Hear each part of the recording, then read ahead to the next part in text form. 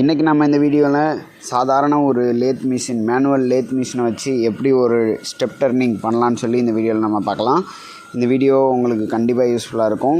நீங்கள் நம்ம சேனலுக்கு முத வரீங்கன்னா சப்ஸ்கிரைப் பண்ணிக்கோங்க. இந்த டிராயிங் தான் இப்போ நம்ம வச்சு மேக் பண்ண போகிறோம். ஒரு ஸ்டெப் டர்னிங் பண்ண போகிறோம், பார்த்துக்கோங்க. இப்போது ஒரு ஸ்டெப் டர்னிங் பண்ணுறதுக்கு இப்போது எந்த டயாமீட்ரு பண்ண போகிறோமோ அதை விட ஒரு ப்ளஸில் இருக்கிற மாதிரி, இப்போ வந்து நம்ம 18 mm டயாமீட்ரு இப்போ மேக் பண்ண போகிறோம் அப்படின்னா அதை விட டயாமீட்ரு இப்போ ஒரு 20 mm ஒரு 2 mm ப்ளஸில் இருக்கிற மாதிரி ஒரு ரா மெட்டீரியலை எடுத்து செக்கு வந்து நீங்கள் செலக்ட் பண்ணிக்கோங்க. 3 ஜா இல்லைன்னா 4 ஜா ரெண்டில் எது வேணாலும் நீங்கள் யூஸ் பண்ணிக்கலாம். 3 ஜா நீங்கள் யூஸ் பண்ணிங்க அப்படின்னா டைரெக்டாக நீங்கள் கிளாம்ப் பண்ணிங்கன்னா அது வந்து சென்ட்ரேட் வந்து எடுத்துக்கும். இல்லை 4 ஜா தான் நீங்கள் யூஸ் பண்ணிங்க அப்படின்னா சென்ட்ரேட் செட் பண்ணிக்கணும். ஜாபை வந்து சென்டர் த்ரூ பண்ணி செட் பண்ணிக்கோங்க. செட் பண்ணிவிட்டு இந்த மாதிரி ஃபஸ்ட்டு நம்ம வந்து ஒரு டச் பண்ணி ஒரு டர்னிங் பண்ணிக்கோங்க. இப்போ டர்னிங் ஓடி டர்னிங் அப்படின்னா என்னென்னா, இப்போது சிம்பிளாக சொல்கிறேன். ஒரு ஓடி டர்னிங் அப்படின்னா எக்ஸை வந்து ஸ்டாண்டர்டாக வச்சுட்டு இஜெட்டை மட்டும் மூவ் பண்ணிங்க அப்படின்னா அது வந்து ஒரு ஃபேஸ் அதாவது டர்னிங் ஆப்ரேஷனாக வரும். அவுட்டர் டயாமீட்டர் வந்து டர்ன் பண்ணுறதுக்கு வந்து அந்த ஆப்ரேஷன் வந்து இப்போ நடந்துக்கிட்டுருக்கு. இப்போ நீங்கள் பாருங்கள், இது வந்து நான் ஆட்டோமேட்டிக்கில் போட்டிருக்கேன். அது ஆட்டோமேட்டிக்லேயே இது மூவ் ஆகுது. எக்ஸ் ஒன்ஸ் நம்ம வந்து செட் பண்ணிட்டோம் அப்படின்னா அதுக்கப்புறம் எக்ஸை மூவ் பண்ணக்கூடாது. இஜெட் ஆக்சிஸை மட்டும்தான் மூவ் பண்ணணும். இஜெட் மட்டும்தான் போய்கிட்டுருக்கு. இப்போ 2 ஸ்டெப் டர்னிங் பண்ணுற இடத்துல வந்து பெரிய டயாமீட்டரை ஃபஸ்ட்டு நம்ம வந்து ஃபினிஷ் பண்ணி எடுத்துக்கணும். அதுக்கப்புறம் தான் நம்ம அது சின்ன டயாமீட்டரை வந்து ஃபினிஷ் பண்ணணும். அது இப்போ ரஃப் டர்னிங் பண்ணியிருக்கோம். இந்த ரஃப் டர்னிங்கோட டயாமீட்டர் எவ்வளோ இருக்குன்னு இந்த வெர்னியரை யூஸ் பண்ணி நம்ம இதோட திக்னஸ் நம்ம ஃபஸ்ட்டு நம்ம கன்ஃபார்ம் பண்ணிக்கணும்.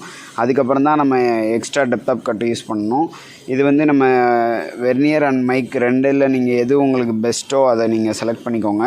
நான் இப்போ வெர்னியரை வச்சு இதோட டயாமீட்டர் எவ்வளோ இருக்குதுன்னு நான் இப்போ பார்க்குறேன். இப்போ ரஃப் கட்டில் இருக்கிறதுனால நான் இப்போ வெர்னியரை வச்சு நான் செக் பண்ணுறேன் எவ்வளோ சைஸ் இருக்குன்னு. இது எவ்வளோ ஸ்டாக் இருக்கோ அந்த ஸ்டாக்லேருந்து நம்ம வந்து இன்னொரு 18 mm நான் இப்போ பண்ணணும் அப்படின்னா இன்னும் கொஞ்சம் அது எவ்வளோ இருக்குது அப்படின்றத வச்சுட்டு இப்போ இங்கே பாருங்கள், நான் 18 mm டயாமீட்ரு மேக் பண்ணணும் வெளியில் இருக்கிறது. இப்போ இது வந்து 20 mm, அதுக்கப்புறம் 20 டெப்த்து விட்டுட்டு அதுக்கப்புறம் இந்த 10 mm டயாமீட்டருக்கு மேக் பண்ணணும். இதுதான் அந்த இப்போ நம்ம பண்ண போகிற அந்த ப்ராசஸ்ஸு. இப்போது இன்னும் கொஞ்சம் நான் கற்றுக் கொடுக்கணும் 1 mm, மறுபடியும் நான் 1 mm கற்றுக் கொடுத்து அடுத்த பாஸ் நான் மேக் பண்ணி போயிட்டுருக்கேன். இந்த மாதிரி டர்னிங் வந்து மாற்றி நீங்கள் பண்ணிக்கோங்க. முக்கியமான விஷயமே பார்த்திங்கன்னா, இப்போது ஃபேஸ் டர்னிங் பண்ணும்போது இந்த ஃபார்வேர்டு ரிவர்ஸ் பண்ணும்போது நீங்கள் வந்து எந்த ஒரு கன்ஃபியூஷன்ஸுமே இருக்கக்கூடாது. இதில் நீங்கள் தப்பாக பண்ணிங்க அப்படின்னா மிஷின் ஆக்சிடெண்ட் ஆகிடும். கண்டிப்பாக மிஷின் ஆக்சிடெண்ட் ஆகிடும், ஜாபும் ரிஜெக்ஷன் ஆகிடும். இது வந்து நீங்கள் கிளியராக இருக்கணும். எப்படின்னா ஒரு ஆக்சிஸ் மூவ் பண்ணுறது வந்து எந்த ஆக்சிஸில் நம்ம இப்போ வேலை பார்த்துக்கிட்டு இருக்கோம் அப்படின்றதில் நீங்கள் தெளிவாக இருக்கணும். இப்போது எக்ஸை ஸ்டாண்டர்ட் பண்ணிவிட்டு இஜெட்டை மட்டும்தான் நம்ம இப்போ வெளியில் எடுத்துக்கிட்டு இருக்கோம். இப்போ பார்த்துக்கிட்டு இருக்க அந்த வீடியோவில் பார்த்திங்கன்னா எக்ஸை ஸ்டாண்டர்டு எக்ஸ் ஆக்சிஸை வந்து நம்ம மூவ் பண்ணவே இல்லை. அதை அப்படியே மூவ் பண்ணாமல் லாக் பண்ணிவிட்டு இஜெட்டை மட்டும்தான் நம்ம இப்போ மூவ் பண்ணிகிட்ருக்கோம். இப்போ இந்த பொசிஷனில் வச்சுட்டு நீங்கள் வந்து எக்ஸை தெரியாமல் மூவ் பண்ணிட்டீங்க அப்படின்னா ஜாப் ரிஜெக்ஷன் ஆகிடும்.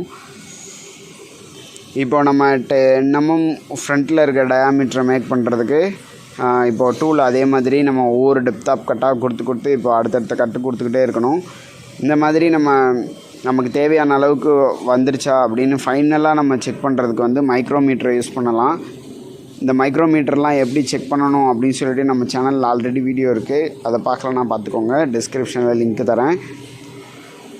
இந்த மாதிரி நம்ம மேக் பண்ணிக்க முடியும் சாதாரண லேத்துலேயும்.